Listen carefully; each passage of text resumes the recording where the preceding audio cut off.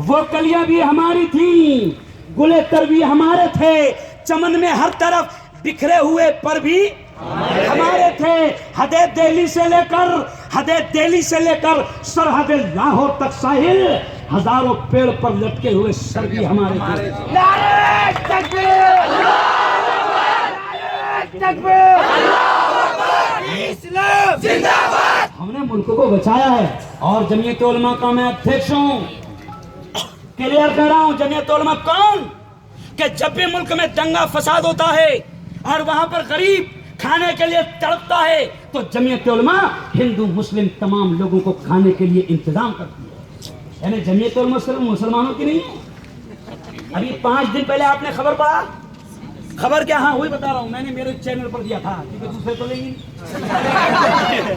हाँ अकेले बोले तो खैर तो मैंने मेरे चैनल पर दिया कि जमीयत उलमा ने एजुकेशन फंड, पढ़ो अच्छे इंसान बनो, गरीबों को मदद किया। तो आपको सुनकर ताज्जुब होगा 4 दिन पहले की न्यूज कि जमीयत उलमा ने हमारी हिंदू बेटियों को भी पढ़ने के लिए 80 लाख रुपए फंड बांटा है। ये क्यों कह रहा हूं? तो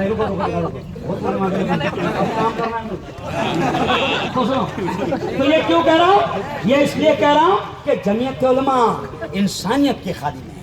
कई दंगा फसाद हुआ जमीयत उलमा पहुंच जाती है ना। उत्तराखंड में सैलाब आया, सैलाब उत्तराखंड कौन जाता है? हमारे हिंदू भाई उनके पवित्र स्थान के लिए जाते हैं।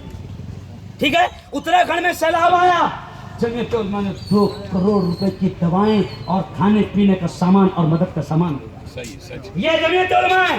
तो आज भी जमीयत उलमा का अध्यक्ष होने के नाते शासन प्रशासन और हुकूमत को खबरदार कर रहा हूं कि हम हमेशा मुल्क को बचाते आए हैं, मानवता को बचाते आए हैं। और आज क्या हो रहा है? हमारे जमीयत उलमा के लोगों को है ना FIR में नाम डाले जा रहे, उनको फंसाया जा रहा। वो हमारा कौन है? राजू इनामदार है, इनामदार बेचारा इनाम देता फिर भी इनाम डाल, समझ लिया? वो हमारे एक पुलिस वाला था, वो उसका नाम था, उसका सरनेम था आकड़े, रावेर में। तो रावेर में दंगा हुआ। अब रावेर में दंगा हुआ, 18 दिन हो गए, मुसलमान भागते फिर रहे और गरीब खाने को कुछ नहीं। मैंने अबू आसिम आजमी को बुलाया और 18 दिन के बाद अबू आसिम ने पुलिस वालों से कहा कि अगर कोई कसूरवार होगा उसको छोड़ो मत उसको, अगर कोई दंगाई होगा, कोई फसादी होगा, क्योंकि कुरान और नबी फसाद और दंगे को पसंद नहीं करते। दंगाइयों को पकड़ो, लेकिन दंगाई पकड़े नहीं जा रहे तो बेकसूरों को जेल में डालकर कोटा पूरा मत करो। क्या पूरा मत करो? कोटा। पुलिस वालों को ऊपर से होना 80 होना 150 होना, तो कोटा पूरा मत करो। तो हमारे वहाँ आंकड़े था तो उसने कई बेकसूरों को डाल दिया। अब मैं वहां गया तो मैंने भाषण में क्या बोला? उसका सरनेम आंकड़े था। मतलब आंकड़े साहब बहुत गलत आंकड़े डाले, बहुत गलत आंकड़े डाले। जब अल्लाह ने आंकड़ा डाले ना तो यहाँ कोई आंकड़े होंगे तो सुन ले कि बेकसूरों को मारेंगे और फंसाएंगे तो अल्लाह भी छोड़ेगा नहीं। खैर अब आखिरी बात की, मुझे भी जाना है और अभी तक खाना भी नहीं खिलाया, समझ आ? इसलिए मैं कहूँगा कि देखो हमारा ये मुल्क बड़ा प्यारा मुल्क है, ये हमारा बड़ा प्यारा मुल्क है, हमको इस मुल्क को बचाना है। कहो बचाएंगे? तो नारा लगाओ, जिंदाबाद बोलना, भारत जिंदाबाद, भारत जिंदाबाद, भारत जिंदाबाद। हिंदुस्तान नहीं, संवैधानिक नाम है भारत। और ये लफड़ा किया गया, क्या बोलकर? हिंदुस्तान, तेरे बाप का स्थान।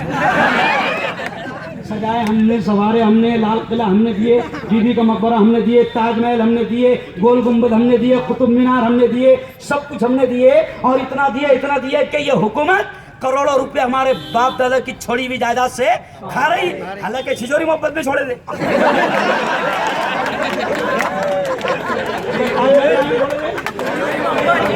एक छिचोरी मोहब्बत में तो हम तो ऐसा सिर्फ लफड़े में करो देते। हमारे बुजुर्गों ने बहुत दिया है, हम भारत को जलने वालों ये भी दिखाना। नहीं ये नारे, हम भारत को जलने, और एक पार्टी है उसका फुल फॉर्म क्या मालूम है? भारत जलाओ पार्टी। भारत समझिए, अपने मुंह से बोलो, भारत जलाओ पार्टी।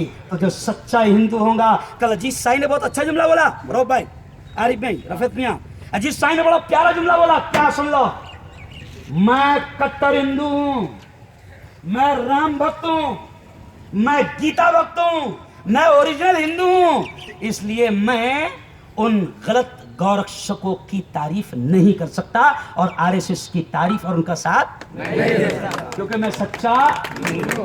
तो पता चला सच्चा हिंदू, सच्चा मुसलमान कभी भी कातिलों जालिमों का साथ नहीं दे सकता।